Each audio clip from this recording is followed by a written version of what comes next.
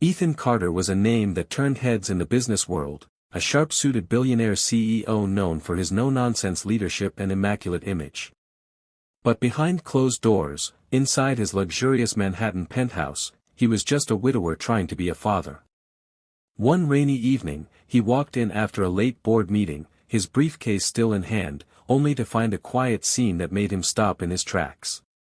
His 5-year-old daughter, Lily, was fast asleep on the couch, nestled in the arms of Sophia, the nanny who had been more like family since his wife's passing 2 years ago. Sophia had been there for the sleepless nights, the panic attacks, the first days of preschool. She'd become the steady heartbeat in their home when everything else had fallen apart. Ethan watched them for a moment, then cleared his throat softly. Sophia stirred, carefully adjusting Lily. As she looked up at him with the warmth and modesty that defined her, Lily mumbled sleepily, "Daddy. Can Miss Sophia come to the party too?" Her small voice echoed in the silence. Ethan chuckled, but then paused. The gala. The most exclusive event of the year. Executives, investors, media. Not a place for a nanny. Or was it? He looked at Sophia again, really looked at her, and saw not an employee, but someone who had helped keep his family from falling apart. "Actually," he said, his voice softer than usual, "why not?" And just like that, everything began to change. The grand ballroom glittered like something out of a dream, gold chandeliers, strings of violins, and the soft clinking of champagne glasses. The annual Carter Industries Gala was the pinnacle of luxury and prestige, attended by Wall Street giants, celebrities, and dignitaries. Everyone expected Ethan Carter to arrive with a model or a mogul on his arm. Instead, he walked in with Sophia. She wore a simple navy gown he had sent over earlier that day, along with a handwritten note. "For someone who's done more for this family than anyone else ever could." Her hands trembled as they entered, and she leaned slightly toward Ethan, whispering, "I don't belong here." He looked at her, firm and calm. "You belong here more than most." All eyes turned. The whispers started. "Is that the nanny? What is she doing here? Scandalous."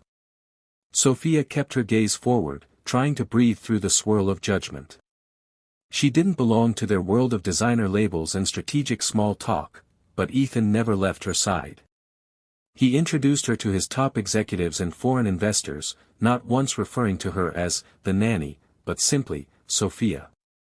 Some smiled politely. Others scoffed.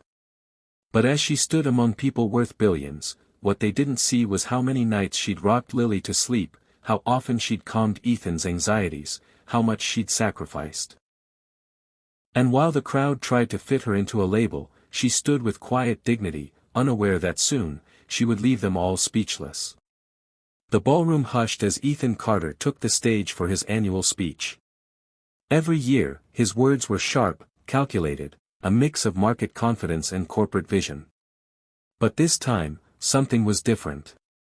He stood still for a moment, scanning the crowd, then said, "Tonight, I'd like to share something personal." He turned toward the table where Sophia sat, eyes wide, unsure of what was happening. "When my wife passed," Ethan began, voice steady but thick with emotion, "I was lost. But someone stepped in, not for money, not for recognition, but out of pure heart. She held my daughter when I couldn't. She held me together when I didn't know how." Then, to everyone's surprise, he gestured toward Sophia. "I'd like her to join me." A murmur spread through the room. No one had ever shared the stage with Ethan Carter before, let alone the nanny. Trembling, Sophia stepped up. The microphone looked too large in her delicate hands, but her voice, though soft, carried weight. "I'm not used to places like this," she began. "But love doesn't care about boardrooms or ballrooms.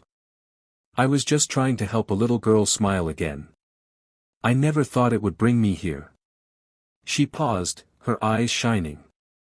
"Sometimes, we're put in people's lives not to change the world, but to help them survive it." The room fell silent. No metrics, no profits, just truth. And in that silence, something shifted. Hearts opened. Walls cracked. As the final note of Sophia's speech faded, the ballroom stood still, frozen in a moment that felt far too real for such a polished setting. Then, slowly, applause began. Tentative at first, then rising, genuine, thunderous. Some guests clapped through tears. Others stared, stunned. A senior board member, one of the oldest in the company, made his way to Ethan. "That woman," he said, his voice gruff, "reminded me why I started this company. We used to care about people." Moments later, another executive stood and announced a personal donation to launch a childcare and wellness fund, inspired by Sophia's story. Others quickly joined. Investors, philanthropists, even celebrities in the room pledged support. And then Ethan, without planning to, stepped back up to the mic. "You all just met Sophia, but for years, she's been the quiet foundation of my family. Tonight, she reminded us of something we often forget, that the strength of a company isn't in the stock price. It's in its people." He turned toward her. "Starting tomorrow, Sophia won't be our nanny anymore. She's accepted a new role as our head of employee wellness and family support." Gasps filled the room. Sophia froze, eyes wide. She hadn't accepted anything, he hadn't even asked her yet. But when he looked at her, she saw he meant it. Completely. Tears welled in her eyes as the room erupted in applause. In that moment, the woman many thought didn't belong had not only earned their respect, she transformed the entire room. A few days later, the noise and glitter of the gala felt like a distant memory.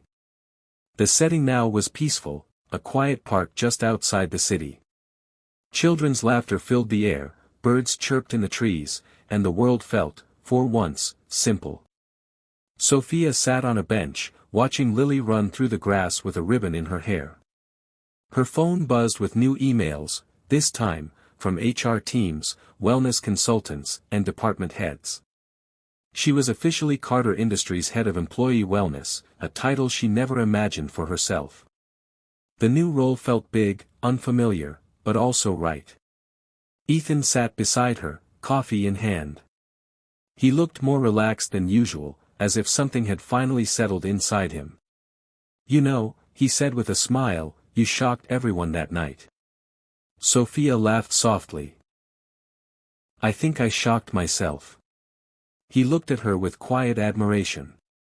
"You reminded them that heart still matters. That leadership isn't always about being the loudest in the room.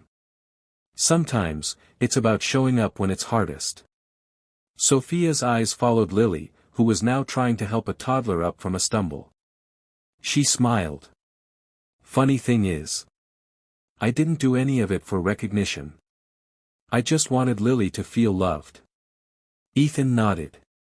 "And you gave us all something we didn't know we needed." As the sun dipped low in the sky, the camera of life zoomed out. From a nanny in the background to a leader with a voice, Sophia's journey was proof: kindness can change more than hearts, it can change entire futures.